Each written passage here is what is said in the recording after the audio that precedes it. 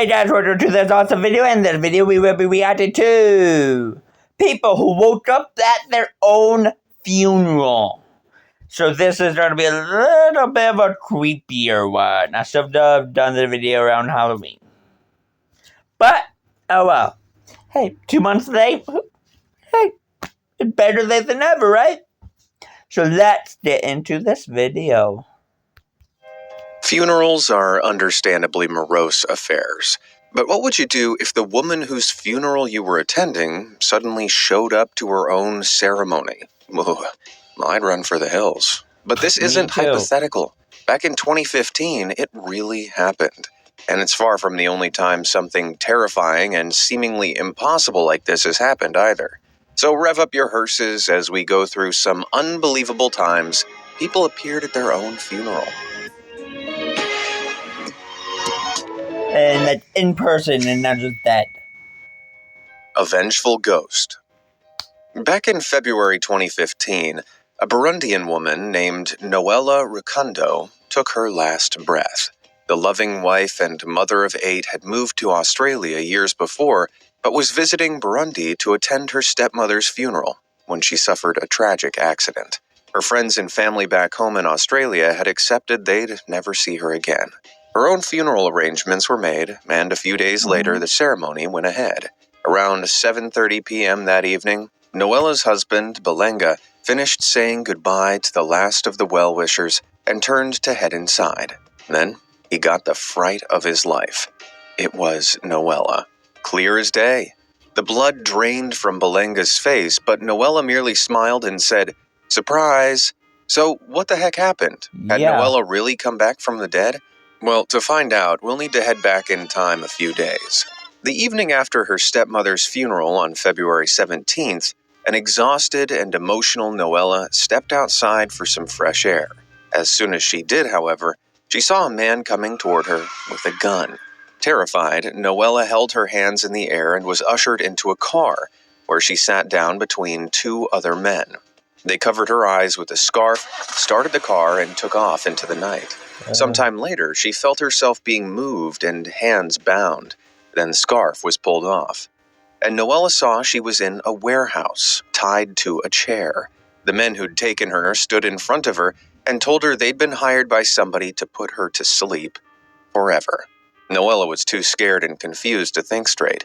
Then the men called up the person who'd ordered the hit and put them on loudspeaker. When Noella heard the voice on the other end, she couldn't believe her ears. It was Belenga, her own husband. She fainted. Noella awoke again just as the armed man put down the phone. But then something unbelievable happened. The trio told her they never harmed women or children and would let her go. Noella couldn't tell if it was some cruel joke or not, but after the hitmen called Belenga again and told him the job was done, and actually stayed true to their word. Noella was bundled back into the car and dropped off by the side of the road. But she wasn't left empty-handed. Oh no. The hitmen gave her a memory card containing the recorded phone conversations between them and her husband. So now she could go to the police with it. Man, that's some turnaround. Then they were gone. It was time for Noella to head back to Australia. You see, Noella had no idea, but her husband had suspected her of cheating, something she now fervently denies. So, in what may be the overreaction of the century, he'd hired hitmen to take her out while she was away in Burundi. Then, when they told him that the job was complete, he'd lied to her family and friends and said she'd been involved in a tragic accident. Jeez, it was game, set, match. Or so he thought. Back in Australia, Belenga had just wrapped up the funeral proceedings, not realizing a certain special guest had been there the whole time. Okay, Noella wasn't quite that brazen. That image has been photoshopped and is doing rounds all over the internet. But while she hadn't literally been among the guests, Noella had been watching and waiting for the right moment to make her move. And when Belenga saw off the last people, she pounced, exclaiming, "Surprise, I'm alive." Belenga couldn't believe his eyes and broke down immediately, begging for forgiveness. Well, he didn't get it. Noella called the police, and with her newfound evidence, landed her husband with a 9-year prison sentence. 9 years? Damn. So in this case, there were no ghosts, but I'm sure Belenga would have preferred them over his wife. Old Man's Day. Centuries ago, way back in the fall of 1571, the sleepy English village of Braffing was holding a funeral for a young farmer named Matthew Wall. The thing is, nobody really knew why. Oddly, there was no obvious cause of death, and the young man had been happily looking forward to marrying his fiancée just days before. Anyhow, during the funeral procession, the pallbearers, the guys who carry the coffin, were taking Wall's body down the lane towards the town center when one of them slipped on some fallen leaves. Everybody gasped as his end of the coffin came slamming down to the ground with a loud thud. But then there was another thud, and another. These ones were coming from inside the coffin. Astounded, the pallbearers quickly opened the box and found a confused Matthew Wall alive and well inside. Apparently, he'd only been sleeping, and the coffin hitting the ground had awoken him. So, how the heck could he have been so fast asleep he was mistaken for a goner? Well, we can't know for sure, but Matthew could have been suffering from a bad case of narcolepsy. It's a rare brain condition that can cause the sufferer to suddenly fall into a deep sleep, which back then may have been mistaken for death. Whatever it was, Matthew was saved and went on to marry his fiancée and live another 24 years. Wow. The crazy scenario would even go on to inspire a holiday in his village named Old Man's Day, which is still recognized today. Every year, church bells toll, songs are sung, and bizarrely, the lane is swept clear of leaves. Seems a bit weird to me. Leaves are what saved old Matthew. But whatever. The moral of the story is clear. Always whack a coffin before you bury it. You never know what's going on inside. You know what else you should whack? Those like and subscribe buttons. Yeah. That way you'll never miss any of my amazing videos again. After all, you only live once. Or do you? Let's get back to the video and find out. I've almost died multiple times. I heard about healthcare.gov on the radio. Back to the video and find out. Mortise mix-up. It was October 2012, and in the Brazilian city of Alagoinhas, the body of a local car washer was discovered. The police identified the unfortunate man as one Gilberto Araújo, and his brother was called in to confirm the ID, which, with a heavy heart, he did. Gilberto's body was taken to his mother's house the day before he was due to be buried, so his family could pay their respects to him, and the trickle of well-wishers began to pour in. It was a sad day, but not an unbelievable one. Until, that is, an acquaintance of Gilberto's was walking along the road when they saw something that shouldn't have been possible. It was Gilberto. After they'd finished frantically explaining the situation to him, Gilberto rang someone at the wake to tell them he was alive, but they just thought it was a prank and hung up. Exasperated, Gilberto raced to his mom's house and burst through the doors, straight into the service. The reaction was, well, as you'd expect. Some attendees fainted on the spot, while others barged past each other as they fled in fear. After the commotion, the police took another look at the body and realized they'd completely misidentified the man in the coffin. He was actually Genivaldo Santos Gama, a man who looked so similar to Gilberto that it had fooled even his own brother. Wow.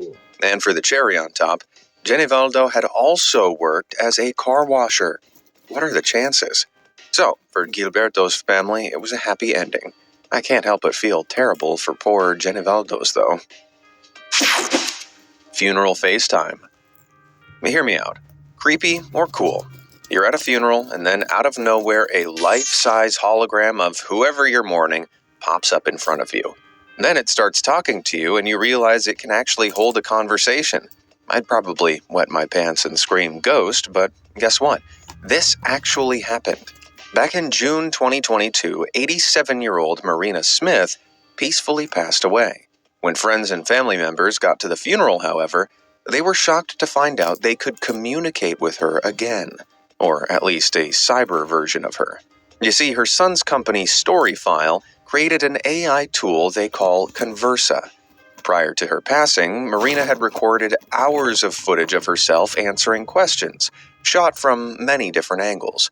which was then fed through the AI. The final result was a functioning hologram of her that could genuinely answer questions from the mourners at her funeral. Of course, she couldn't answer anything under the sun, but enough dialogue was recorded for at least 250 questions. Pretty crazy, right? Even crazier, Storyfile are now marketing the service at just $49 a pop if you're interested in leaving your own AI mark on the world after you're gone. I'm on the fence myself. It's undoubtedly impressive and could be really poignant, but I'm also slightly unsettled. Let's just hope this funeral AI doesn't pull a Skynet on us. Yeah. The smiling stiff. Ever since my evil twin sat on my face while I was sleeping, I've had an irrational fear of being buried alive. But it turns out it might not be so irrational. According to popular legend, in 1915 in Blackville, South Carolina, a woman named Essie Dunbar apparently bit the bullet after having an epileptic seizure. So, a funeral was organized for the next day.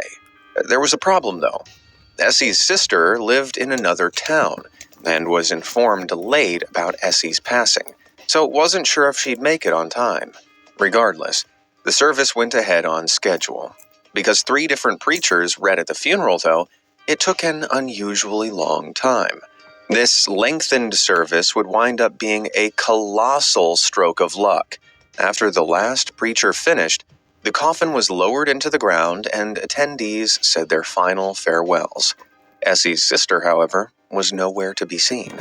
Then, just as it was completely covered with dirt, she rocketed into the service, begging to see Essie one last time. After much back and forth, the ministers eventually agreed to dig out the coffin again and allow the grieving woman to say goodbye. Although goodbye wasn't exactly what she'd be saying.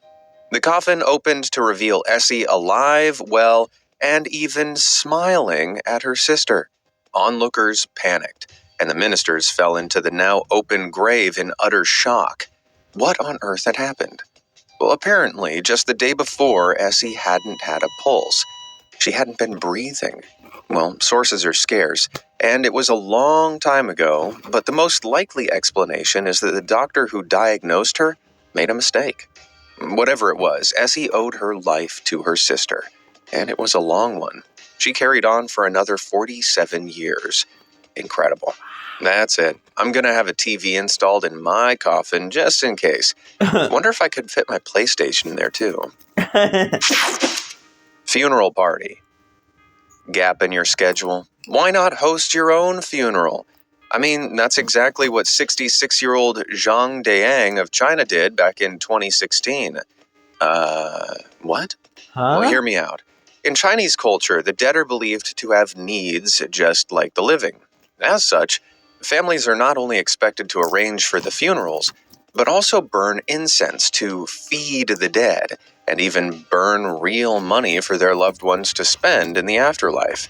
Problem was, Zhang never married or had kids, so he's worried that his needs wouldn't be met when his time came. To give him some self-assurance, he decided to splash out over $2,000 on a pre-funeral of sorts to see who'd actually attend. So, the big day rolled around, and what a day it was. Hundreds of guests turned up. There was singing and dancing, and Zhang himself dressed in traditional burial clothes for the occasion. At one point, because passing into the afterlife without marrying is considered bad luck, he even pretended to marry the spirit of a dead woman. Right. Now, despite all the frivolity, Zhang was disappointed in the outcome. He counted 20 friends and family members that didn't turn up. Given that everybody knew he was still alive, though, it isn't exactly indicative of who'd show at his actual funeral. My advice? If you're going to do something like this, fake your own death as well. No half measures, Zhang. Wow. A legendary laughingstock. My investments don't always pan out. I mean, I was certain buying all those shares in Blockbuster would make me millions. But my bad decisions are nothing on one man's. Timothy Dexter was an American businessman from the 1700s. He desperately wanted to fit into high society, but he was a bit of an oddball and had married into money rather than earning it. Because of this, his peers considered him a fool and persuaded him to make all kinds of terrible financial choices. Miraculously, though, they all somehow worked out in his favor. One time he was convinced to try and sell coal to Newcastle, a British city where the economy was based entirely on coal production. Unbelievably, by pure chance, he did so during a miners' strike. So he made a killing. What didn't work out for him was his relationships. As well as having no real friends, he was a poor husband and father. So, worried he might not be remembered as he wanted, Dexter decided to do the only logical thing he could: fake his own death, hold a funeral for himself, and see how people reacted. When the time came for the ceremony, Dexter hid and observed from the shadows, but was sad and angry to see he remained a laughingstock, even after his supposed passing. Even his wife wound up laughing and making fun of him. But if you're feeling sorry for old Dexter, stop. Shortly after the whole farce, he decided to enact revenge on his wife by giving her a good old-fashioned walloping. Charming. I wonder why they didn't get along. Waiting for a hand. I used to be a waiter until I got fired for dropping a bowl of alphabet spaghetti on the restaurant owner's son. But Egyptian waiter Hamdi Hafez al-Nubi's table-waiting war story blows mine out of the water. Back in 2012, then 28-year-old Hamdi had a heart attack whilst working, and after being rushed to hospital, was officially declared sleeping with the fishes. Mourning, but knowing what must be done, his family immediately got to work planning the burial and washing his body, as Islamic tradition dictates. Just a few hours later, though, when a different doctor arrived to sign the death certificate, everybody was given the shock of their lives. On touching Hamdi's body, the doctor noticed he was still warm. Astonished, she checked if he was breathing, and sure enough, he was. The hospital had made a mistake. Wasting no time, she got to work reviving him. After a few nerve-wracking moments, Hamdi woke up. Within a second, the atmosphere changed completely. His family and friends alike rushed to embrace him, and instead of completely canceling the funeral, they decided to turn it into a celebration of his resurrection instead. Damn, ain't no party like a resurrection party. Goodbye, kitty. Alright, so thus far we've seen some pretty wild times when people have hosted their own funerals. But I'd never have guessed the strange events could gain any popularity with the general public. Yet, in the Chinese city of Wuhan back in 2013, they did. In the March of that year, 24 people held fake funeral services. Huh? Now, you might not think that sounds like very many, but I'm sorry, just one is weird enough. The trend was started by 20-year-old student Zheng Jia, who wanted to know what people thought about her. So instead of just asking them, she held her own funeral service and requested they give their true opinion of her whilst she lay in a coffin, holding on to her Hello Kitty doll. Okay. She even hired a photographer and makeup artist to make her look as realistically dead as possible. It sounds like the only thing that was actually laid to rest was logic. But Zheng loved the experience. 20 of her classmates attended, and each took it in turns to say what they supposedly really thought of her, which she claims gave her a better understanding of herself. I'm, not convinced. But whatever floats your boat. Regardless, 23 other people were inspired by Zheng to hold similar fake funerals, and a strange mini-trend was born. What do you think of it all? Would you clamber into a coffin at your own fake funeral? Let me know down in the comments below. An Outlaw's obituary. You know, the ladies call me the Outlaw. Maybe it's my rugged good looks, or wait, no, they call me the Outcast. Yeah, whatever. Anyway, way back in the 19th century, there lived an Australian outlaw called Frederick Ward, better known as Captain Thunderbolt. Despite sounding like a knockoff superhero, he was actually a thief and general no-gooder, with a catch. Supposedly, he never used overt violence, and was always polite to his victims. That's all well and good, but If a guy robs me, it's not going to make much difference if he says thank you or not. Anyhow, Ward lived the outlaw's life for 6 years, robbing whomever he pleased, until things came to a crashing halt in 1870 when a police constable finally tracked him down. Without hesitation, the officer opened fire on Captain Thunderbolt, who turned his horse round and started fleeing, firing back at him as he did so. Eventually, however, his horse got too tired and slowed down enough for the constable to land a fatal shot. It seemed like the saga was all over. However, at the outlaw's funeral, there was a mysterious guest, a tall woman dressed head to toe in black with her face covered by a veil. Jeepers, if I saw someone like that at a funeral, I'd have to apologize and leave. Anyway, some people believe that the creepy figure was actually Ward. Supposedly, the polite outlaw never fired at police, so he wouldn't have suddenly changed his moral code at the last minute. Okay, but if that's true, who was in the coffin? Well, the theory goes that it was in fact his uncle, Harry Ward, explaining why Thunderbolt would turn up at the funeral. Could it be true, or is this all just wishful thinking? Let me know down below. Deathstock 38. Merry Christmas, honey. Down below. Deathstock 38. The year was 1937. The place, Cave Creek Town in Roane County, Tennessee. And 73-year-old bachelor Felix Bush Brazil was feeling his age. He was thinking about how sad it was that nobody got to enjoy their own funeral.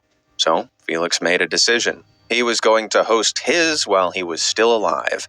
And not only that, he'd build his own coffin too.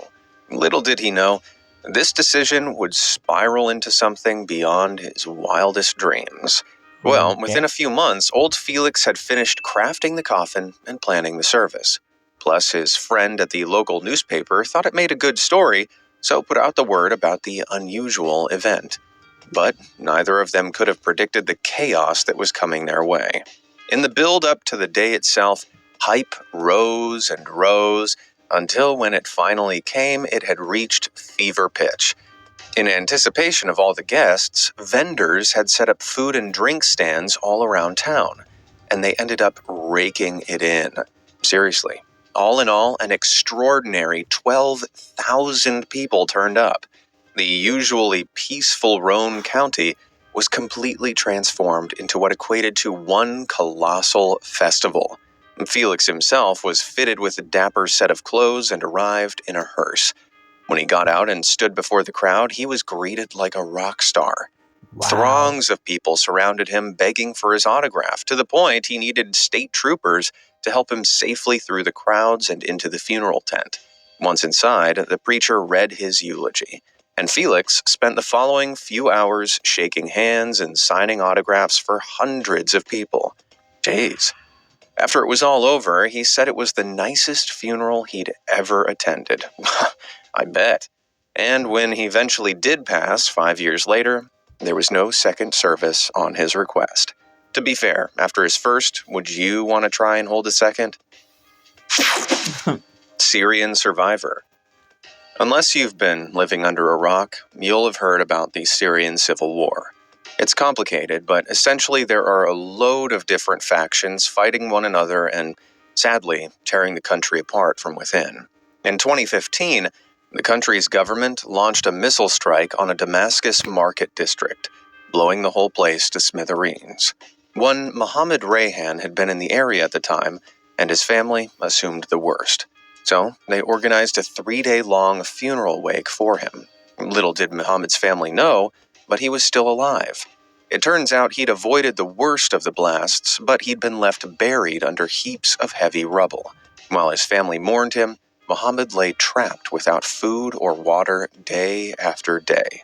Eventually, on the 3rd day of his terrible ordeal, a brave rescue team managed to find him and helped pull the bruised man out from under the wreckage.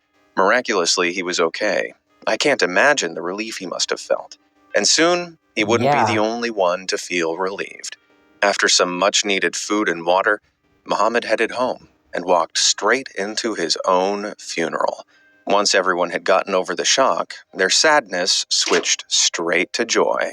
I love a happy ending.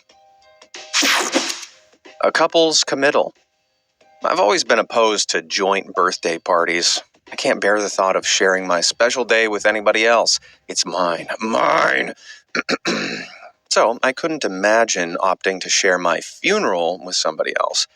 But back in 2016, one Bosnian couple named Dragan and Dragica Merrick did just this while they were still alive. The couple are childless and so believed that organizing their funeral was up to themselves and didn't want anybody else paying for it. So they bought and raised their own tombstones and bid farewell to the 200 guests that showed up for the service. Not that it was actually farewell. Afterwards, they held their own post-burial feast, minus the actual burial, of course. They even hired a band and sorted catering for their guests. So there was food and drink for all. Man, free food? I gotta hit up more funerals. Well, following that, the wake turned into a party that went on all night. I mean, that's sort of sweet, right? A little unsettling, but sweet. Like if your grandma gave you a teddy bear with her face on it for Christmas. Woo! Well, Okay. There you have it. Sorry for the little bit longer video, guys. But I hope you guys all enjoyed. And just that would be it for the video. And I love you all. Subscribe, like, and share. And I will see you guys on next time. Goodbye.